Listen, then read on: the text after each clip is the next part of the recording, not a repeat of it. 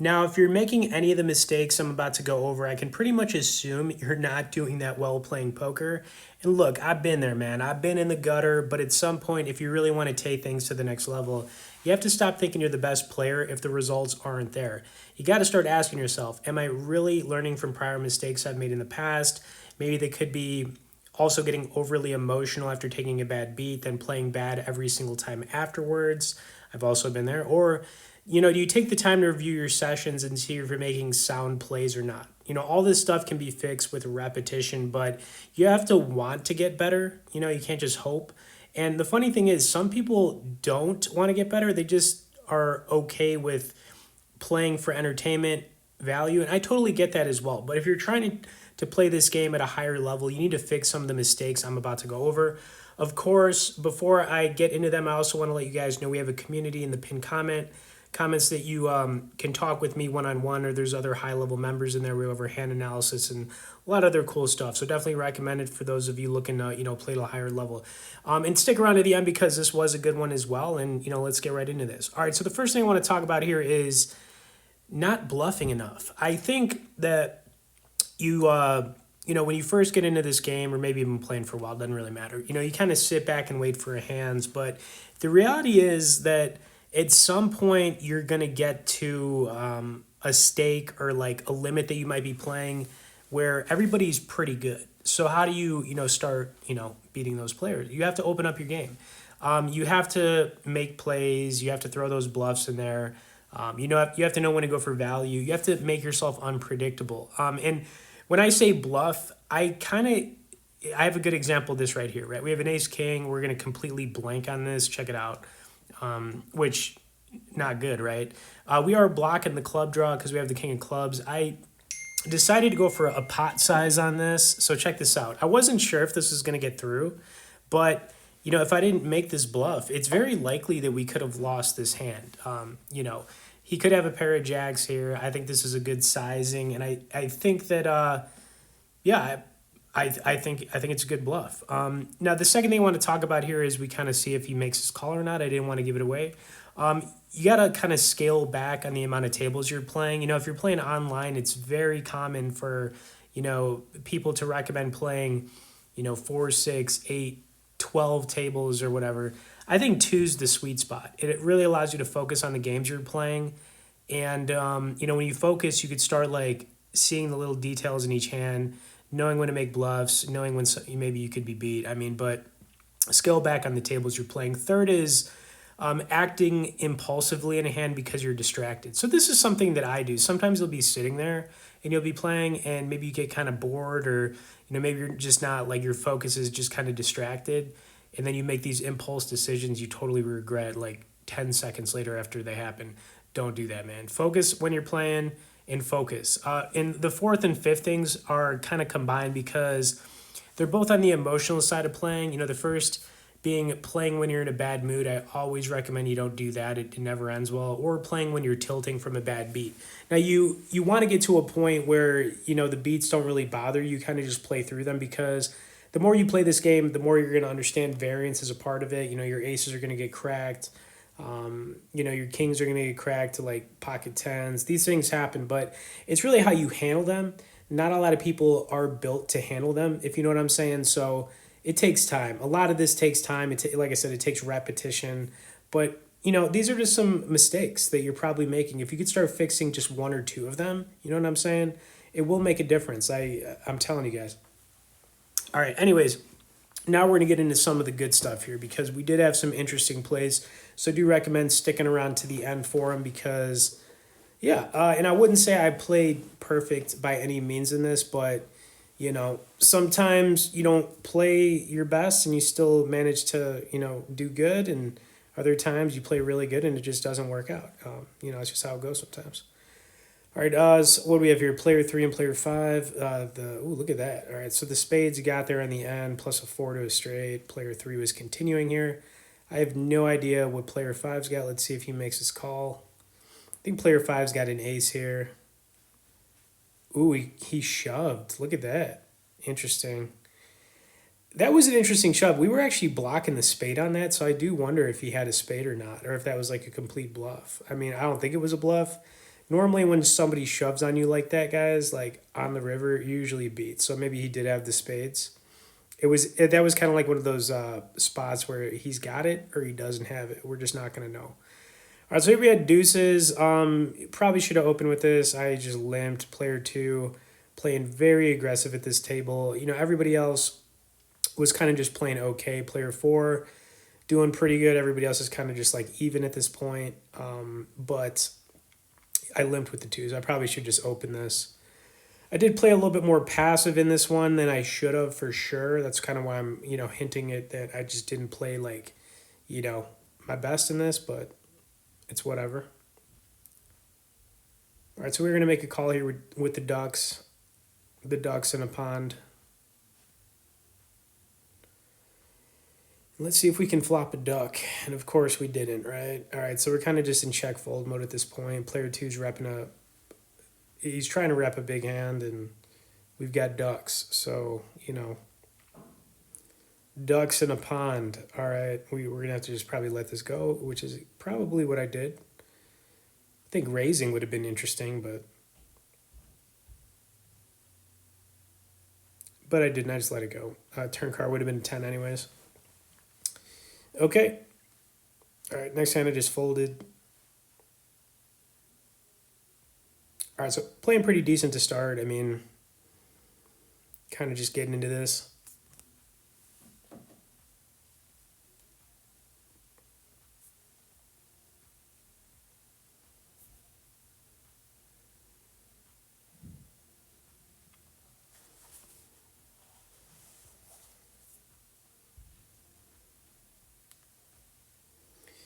Okay, here we go. Player two, I'm assuming he's going to go for it again here. This guy was playing like really aggressive. Let's see what he does. Nope. All right, check, check. Check, check.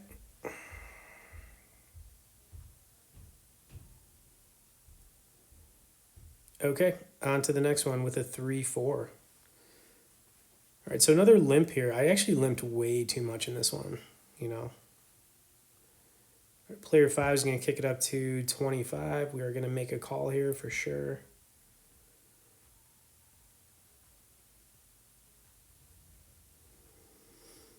And we actually flopped a straight draw, up and down straight draw. Well, not up and down. Oh yeah, right. Two and the 7. Like my brain's not working right now. All right, so we need a 2 or a 7 here. There's also the club draw, so if you get in some runner clubs. A 5 of clubs would be interesting on the turn, wouldn't it? All right, so we got a 4. That was not the card we wanted to see. However, we still have a straight draw now to the 2, once again, and to the 7.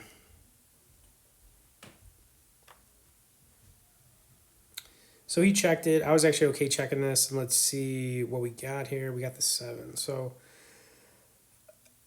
to be honest with you guys, I have no idea what player 5 has at this point. There is a flush draw out there. He could have nothing. He could have air. Not exactly putting him on an 8, but I was actually okay just checking this back. He had ace 10, and I don't think he was going to call us anyway. So even if we threw a little value out there, I don't see him making that call, if you guys know what I'm saying. So, all right, next here with a king 9. We're going to be doing it here with the king 9, and I'm just going to protect here.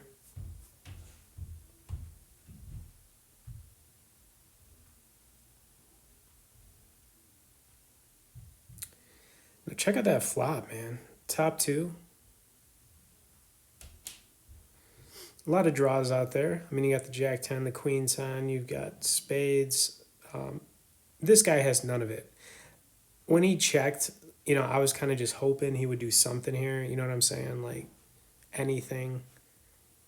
But he definitely seemed very weak to me if he's going to check this flop, He puts out a little sizing on the turn. I think he's just trying to steal the hand away at this point. I called. River card was a 4. Now, I wasn't really worried about the spades. Having a 4 here would be pretty sneaky, like 5-4, ace 4 suited, Anyways, I just made this call because he put out a pretty good sizing. He had absolutely nothing. And, I was probably leaning more towards him not having anything. But it's not like I could really raise there. You know what I'm saying? So I just called. All right. Next hand with a king queen. Now we're just kind of chugging along, starting to go up a little bit. And we hit top pair here with the queen kicker. Nice.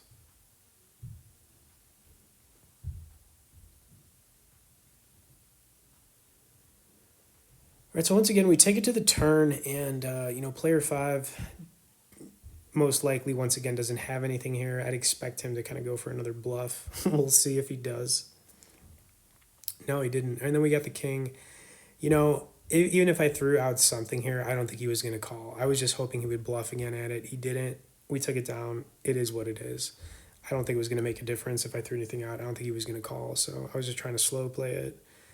And there were a lot of there were a lot of spots in this where I tried slow playing and it didn't work, man. It just didn't work. It's like nobody was biting. I was hoping to get some bites, but maybe some nibbles or something, man. But nothing. Nada. All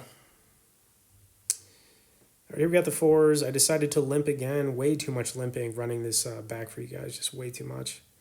But here we go. Player 2 opening pretty big again. Like I said, it's kind of a pattern with this guy at this point. Just hoping we could flop a 4 would be good. Looking for that 4. Shut the door. Let's just rhyme a little bit. All right, whatever. Making the call. And we get no 4. Check fold here. Not a whole lot we could do. Kind of like when we had the pocket ducks. When those ducks were swimming in a pond, it was kind of like, could we just flop a duck? But we couldn't. I don't think continuing here makes a whole lot of sense unless I'm planning to just kind of like rip a bluff on the turn. I just didn't like it, so I just gave it up. I was hoping to get a check to the turn, but we didn't. All right, here we go. A6. This is a good one. Suited in the big. Player 5, I believe, is going to put in a raise. And I'm not positive. This could have been another one. I think me and player 5 again here, man. Me and him were going heads up a lot.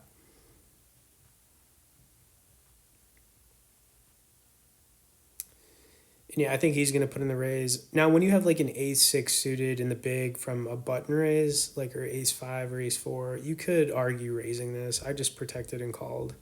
I think either option's fine. I don't think one is better than the other, but I just called. And we hit 2 pair on the flop. So very nice. A 6 on the turn would be extremely nice.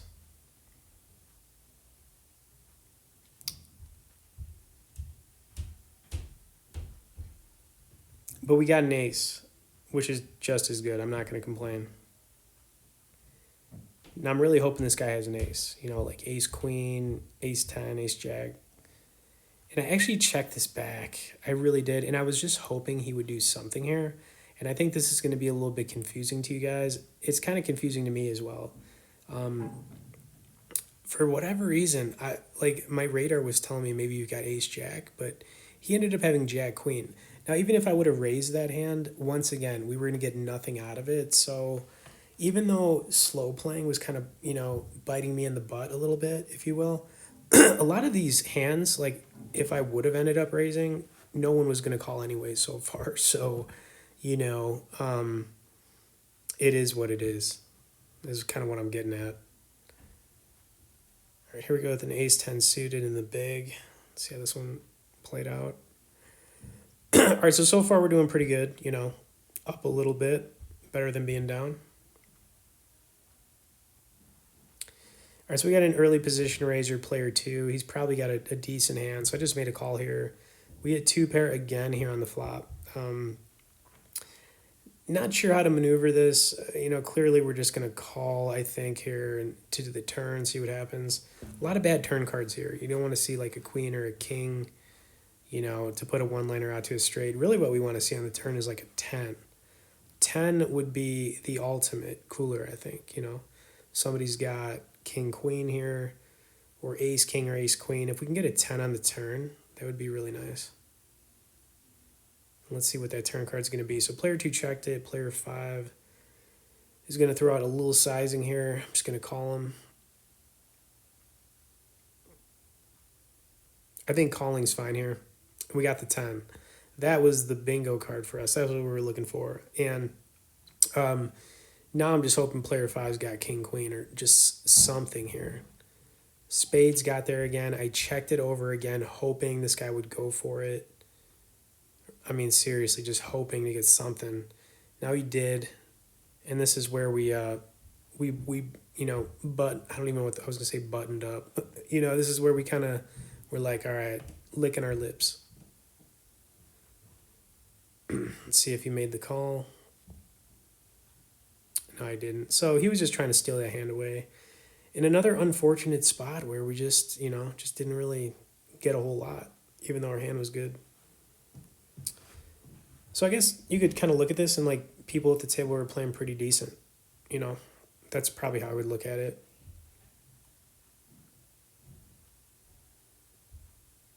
All right, so protecting here with the ace jack.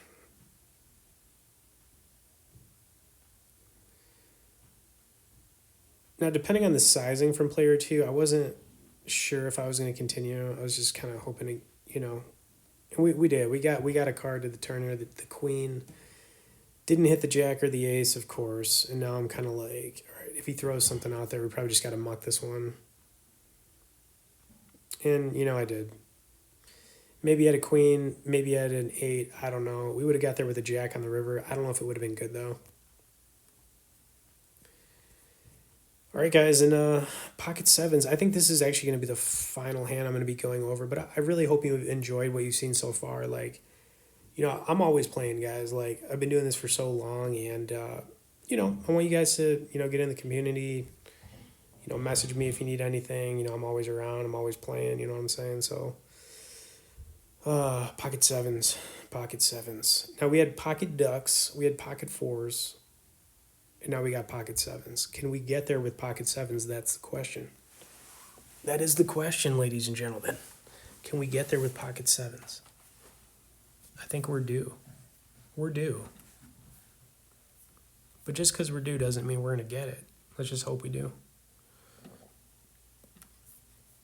All right, so I'm just going to call here, player, 3 was an open position raiser, early open.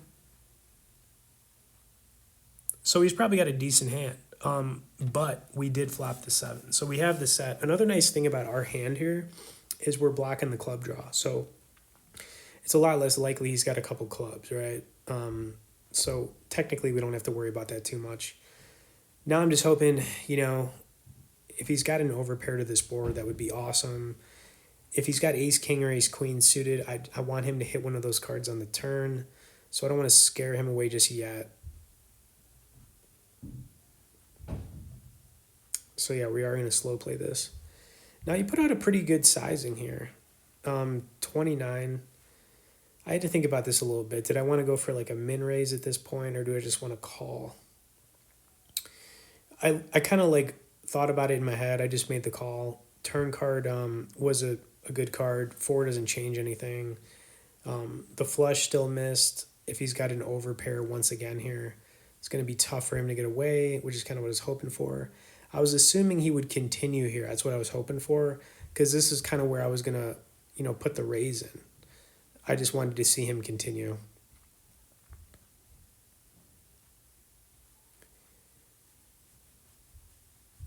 But I think he's going to check.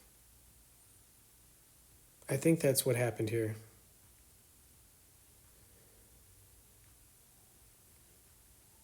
He's thinking about it too. If he's got a couple overcards, I would have probably still continued. Queen on the river, and now I'm kind of like, I just hope you have something, because it just seemed like a lot of these situations, man, these guys were kind of getting away from. I'm going to go for a pot size here, hoping he's got something, like really any pair where he thinks maybe we're bluffing, you know what I'm saying? Really anything like that. And I don't think I was going to be able to get much more than this anyways. So let's hope he's got the queen, right? All right, he called us right away. So he probably had a queen. I didn't like run it back and check, but that's kind of it, guys. A lot of the way I played in this one, like I said, this was not my A game. But with that said, we still ended up doing pretty decent. Hope you enjoyed it. Subscribe for more, and we'll see you guys in the next one.